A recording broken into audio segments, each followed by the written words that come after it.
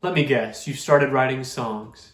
And now that you've started writing songs, you have this deep-seated inclination to share what it is you're writing with the world, to share it with your coworkers, to share it with your friends, your family, your honey, your classmates, whoever it may be. You want to share your music. So how do you do it? Well, if there's one thing that's most important in recording a song, it is, you guessed it, the vocal. Now, you've been listening to music for years with great, immaculate, pristine vocals, recorded in treated rooms in million-dollar studios, okay? But you don't have that, and I don't have that. And I'm writing songs, and you're writing songs, so we gotta do something about it. I'm gonna show you how I go about recording my vocals in a university apartment that's largely untreated with affordable equipment and good techniques that will at least give you a decent sounding vocal. First, you're gonna need a microphone. This one is the Marantz MPM 1000, and this is a condenser microphone that goes for less than $60 on Amazon. So if you've got $60, go out there, get you one of these bad boys. Next, you're gonna need some kind of recording device, recording interface. I have the Octacapture by Roland, and it's got 8 different inputs, which is great because I can record everything from vocals to drums, but that doesn't matter because today we're recording vocals. Then a laptop, go figure. 2 other pieces of equipment I'm gonna recommend but are not absolutely necessary are a pop filter, which will keep your plosives, your puh and your buh from hitting the microphone too hard, and then a mic stand. It's just gonna make your life so much easier. Go find a cheap mic stand at Guitar Center, at a local music store, wherever you can find it.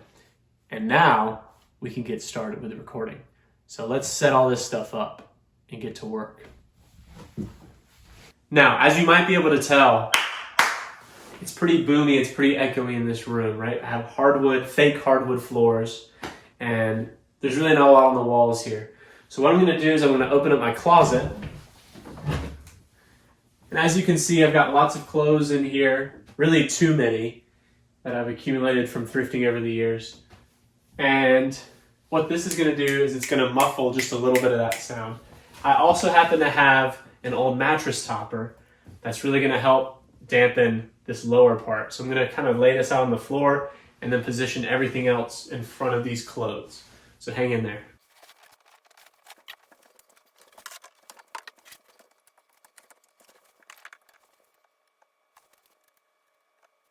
Now, as a general rule of thumb, you're going to want to have this pop filter positioned about 6 to 8 inches from the front grill of your microphone. And then when I'm singing, I'm going to be just about as far, just about 6 to 8 inches from the pop filter, and I'll lean in and lean back with however intimate the vocal is. So for louder vocals, I'll back up. For quieter vocals, I'll lean in just a little bit.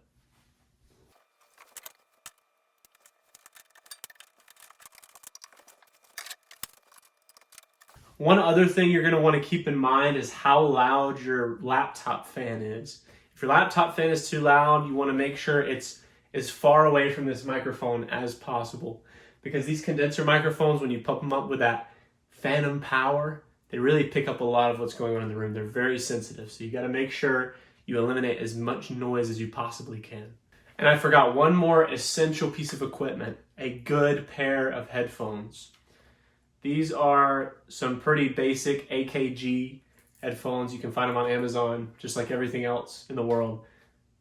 But you need them. You gotta have them. Okay, now that I've got everything set up, I do need to mention one more important piece of equipment, and that is a digital audio interface. I have Logic on my computer. You can use Studio One, you can use Pro Tools, you can use FL Studio, or for free, if you have an Apple computer, you can use GarageBand, or you can even use Audacity. There are plenty of ways to go about it. I'm going to use Logic, and now that we've got everything set up, let's get to recording some vocals. Now that you've got your microphone running into your audio interface, you want to make sure the gain is set to where you can sing at some of your loudest volume, and it's not clipping, right? And clipping is when the sound reaches the top of its limit, right? You can't go any higher or else it distorts the sound and it sounds really crunchy, and it's not what we want. We want nice, full, beautiful, smooth vocals, okay? So now that you have your gain set, what I like to do, I like to set a little high pass filter on my vocal chain just to start with as I'm recording.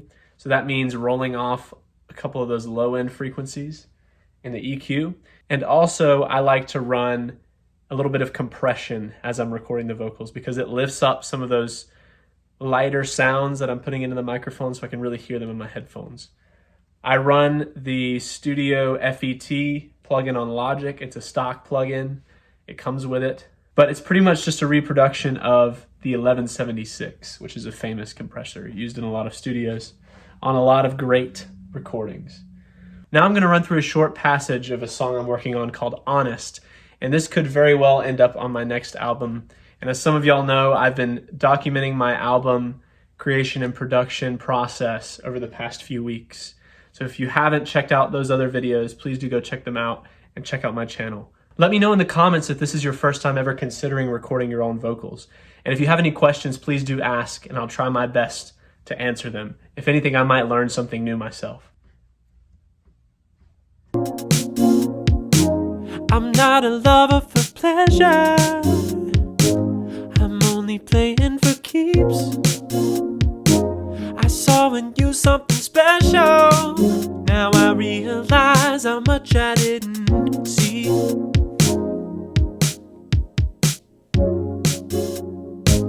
I couldn't lie to you.